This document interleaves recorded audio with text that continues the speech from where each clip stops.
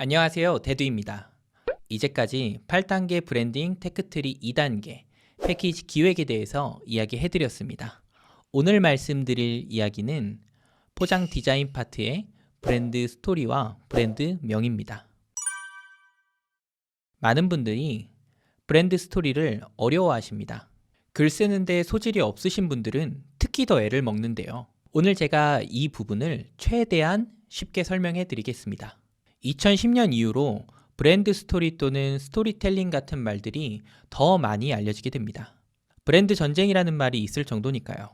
제가 생각하기에 이렇게 된 이유는 많은 사람들이 많은 광고와 상품들 속에서 진짜 자신에게 맞는 상품을 찾고 싶어하는 욕구가 반영이 되었다고 생각합니다. 그래서 만들어진 이유가 분명하고 어떤 과정에 의해 만들어지고 그리고 어떤 가치를 추구하는 상품과 브랜드인지 사람들이 알기를 원하죠. 그러면 우리 같은 작은 기업들이 브랜드 스토리를 만들어야 하는 이유가 뭔지, 그게 패키지 디자인과 무슨 관계가 있는지 한번 살펴보겠습니다. 브랜드 스토리를 스토리텔링 식으로 잘 풀어서 설명하게 되면 상품과 회사 그리고 대표를 이해할 수 있습니다. 그러면 이걸 왜 이야기로 풀어야 할까요? 사람은 누군가의 오래된 이야기를 듣고 나면 그 이야기를 하는 사람에게서 오랜 친구에게 느낄 수 있는 친근감과 호감을 갖게 된다고 합니다. 그래서 우리는 이야기식으로 우리의 브랜드를 표현해야 합니다. 제가 브랜드 마케터 전문가가 아니기 때문에 이 영상에서 여러 가지 기업의 사례를 들면서 이야기하는 것이 여러분에게 크게 도움이 되지 않을 수 있다고 판단해서 바로 실행하실 수 있는 방법을 안내해 드리겠습니다. 스스로에게 한번 질문해 보세요. 브랜딩하려는 물건을 왜 브랜딩하려고 하는가? 가장 첫 번째로 나는 왜 이 상품을 런칭하려고 하는가에 답을 달아보세요. 내가 만약에 어떤 여자에게 사귀자고 고백을 하는데 왜 나랑 사귀려고 하니? 라고 물어보니까 그냥 넌 그냥 고백하면 받아줄 것 같아서 라고 한다면 어떨까요? 물건을 판매하시는데 이 물건을 왜 기획하여 판매하시게 됐나요?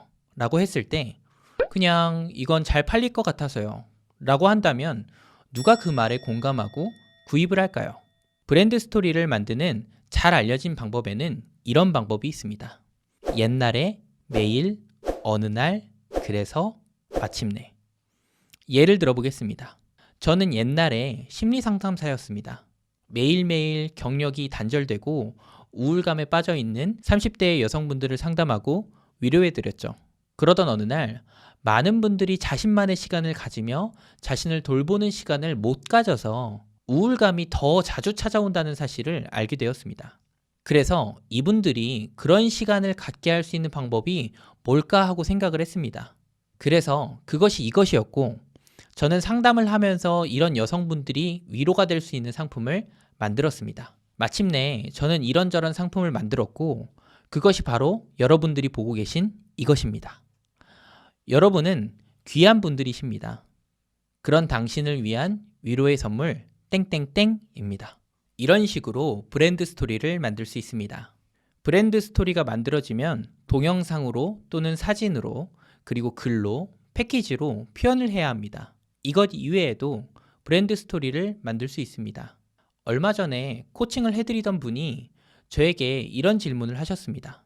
제가 과일을 팔려고 하는데 경매 시장에 좋은 과일을 좋은 가격으로 떼와서 판매를 하려고 하니까 포장 박스가 계속 바뀌어서 고민이다. 이걸 어떻게 해야 될지 모르겠다. 이렇게 말씀하시더라고요. 저는 이걸 보고 이렇게 말씀드렸습니다. 그것을 브랜드 스토리로 풀어서 써보세요. 과일 포장지가 계속 달라지는 상황이 곧 고객들에게 더 좋은 과일을 주기 위한 대표님의 증거잖아요. 라고요. 위에 나온 내용으로 제가 브랜드 스토리를 잡아보겠습니다. 옛날부터 저희 아버지는 과일 농사를 쭉 지어오셨습니다. 그런데 저는 의문스러웠습니다. 아니 밭에서는 이렇게 싸게 판매가 되는데 마트에 가면 왜 이렇게 비싸지는 걸까 하고요. 그래서 아버지를 따라 매일매일 경매 시장을 따라 나가게 됩니다. 가보니 전국의 맛있는 과일들은 모두 모여 있었습니다. 이것이 비싸지는 이유는 중간에 유통 단계가 많아서구나 생각했습니다. 그러던 어느 날 저는 가업을 물려받게 되었고 과일 장사를 하게 됩니다. 그런데 각지에서 모인 과일들을 내 포장 박스에 포장하는데 2,000원 이상의 추가 비용이 들고 이 부담이 고스란히 고객들이 진다는 사실을 알게 되었습니다. 그래서 마침내 저는 모든 포장지를 바꾸지 않고 고객에게 보내드리겠다라는 생각을 하게 됩니다.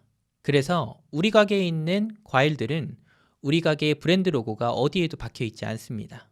이것은 여러분이 좀 더 싸게 과일을 드시게 하고 싶은 저의 마음이고 노력입니다.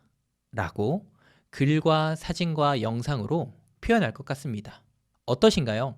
장사를 할 때 그저 돈을 벌기 위한 수단으로 장사를 하는 사람들의 물건을 구매하고 싶어 하는 사람은 없을 거라고 생각합니다. 그래서 내가 어떤 니즈를 느껴서 이걸 기획하고 제작하고 판매하게 되었다. 이것을 잘 표현해 줘야 됩니다.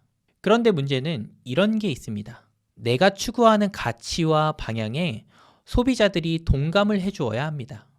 장사를 오랫동안 하셨던 분들은 이런 말들을 하십니다. 장인 정신과 매출은 상관관계가 없다. 소비자들은 지금 내 니즈를 충족시킬 만한 상품을 바라지 퀄리티가 끝도 없이 좋아져서 상품 가격만 높아진 상품을 구매하고 싶어 하지 않습니다. 그래서 판매자는 이 적당선을 알아야 하는데 이거는 알려드릴 수 있는 방법이 없습니다. 그저 내가 팔려고 하는 상품을 기획해보고 이것에 대해서 내가 타겟팅하고 있는 사람들에게 직접 물어보는 수밖에 없습니다. 만약 너라면 이런 디자인에 이런 가격에 이런 상품을 구매하겠냐? 라고요. 자, 그러면 브랜드 스토리를 만들 때 주의하셔야 하는 체크리스트 4가지입니다. 첫 번째, 무조건 진정성이다. 우리가 브랜딩을 하는 이유는 신뢰를 얻고 그 신뢰를 계속 쌓아나가기 위함입니다. 그런데 진정성 부분에서 결여가 된다면 거의 소비자에 대한 배신입니다. 고객을 속이려고 하지 말고 진정성 있게 소비자에게 어필하세요. 두 번째, 진짜 이야기를 해라. 가짜 이야기는 항상 어딘가 어색함이 있습니다. 되도록이면 진짜 이야기를 해보세요. 세 번째, 헤드라인에 내가 추구하는 가치가 드러나야 한다. 많은 마케터분들이 헤드라인을 중요시 여깁니다. 사람이 먼저다. 딱 드러나 있지 않나요? 여러분은 어떤 가치를 추구할 거고 그것을 문장으로 어떻게 표현할 건지 반드시 고민해 보세요. 네 번째, 브랜드 스토리가 곧 대표의 스토리다. 물건이 아닌 대표를 팔아라. 솔직히 말해서 요즘 상품들은 대부분 다 좋습니다. 별로 좋지 않은 상품들은 리뷰에서 별점 테러를 받기 때문에 별로인 상품을 살 때가 별로 없죠. 다 좋은 상품인데 이 상품을 사는 이유는 사장님 때문이어야 합니다. 파는 사람이 특별해야 하죠. 그러니 모든 브랜드 스토리가 상품에 대한 이야기이기보다 결국에 이야기의 주체는 대표와 소비자라는 사실을 잊지 않으셨으면 좋겠습니다. 다섯 번째, 브랜드에 반복적으로 접근 가능한 플랫폼을 만들어라. 브랜드를 만들고 브랜드에 감동하면 많은 사람들이 그 브랜드를 선호하게 됩니다. 그러면 우리 흔히 말하는 덕질, 팬질을 하고 싶어 하기도 하죠. 그러기 위해서 고객들이 접근 가능한 플랫폼을 구상하시고 브랜드를 기획해 보세요. 브랜드명은 브랜드 스토리를 하고 나면 사실 그렇게 이야기를 할 내용이 없습니다. 브랜드 스토리와 연관성이 있는 브랜드명을 정하는 것이 좋습니다. 예를 들자면 브랜드명이 김씨 오피스 용품이라면 오피스 용품이 아니라 공사 현장 용품을 판매하면 어울리지 않을 수 있는 점이죠. 그리고 브랜드명을 정할 때 여러 가지 브랜드를 만들 생각이 아니라면 내가 판매하려고 하는 카테고리들을 모두 아우를 수 있는 브랜드명이 좋습니다. 자, 끝.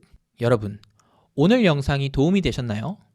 앞으로도 여러분에게 좋은 영상을 드릴 수 있도록 좋아요와 댓글, 구독하기로 응원해주세요. 큰 힘이 됩니다.